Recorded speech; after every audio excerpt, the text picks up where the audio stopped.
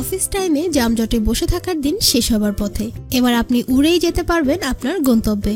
তবে হ্যাঁ, সেটা বিমানে করে নয়, আপনার নিজের গাড়িতে করেই আপনি উড়ে যাবেন আপনার গন্তব্যে। রাস্তার উপরে চলাচল করার পাশাপাশি গাড়ি এবার উঠতে পারবে আকাশে। এই অবাক করা ফ্লাইং কারটি নিয়ে আজকে আমাদের ভিডিও। তাহলে চলুন ভিডিওটি শুরু করা যাক। ফ্লাইং কার নিয়ে আসছে ব্রিটেনের ডাচ সংস্থা PALV ইন্টারন্যাশনাল। 2020 সালের মধ্যেই বাজারে আসতে চলেছে এই গাড়িটি। প্রি বুকিংও শুরু হয়ে গেছে বলে জানা গেছে। শোনা যাচ্ছে প্রথম দিকে ব্রিটেনে, ইউরোপ ও যুক্তরাষ্ট্রে বিক্রি করা হবে 3 চাকার এই গাড়িটি, যা কিনা চলবে পেট্রোলে। জ্বালানি ধারণ ক্ষমতা 100 লিটার।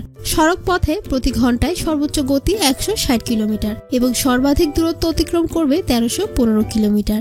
আকাশ পথে গাড়িটির গতি ঘন্টায় 180 কিলোমিটার এবং এটি চলবে 482 কিলোমিটার পর্যন্ত।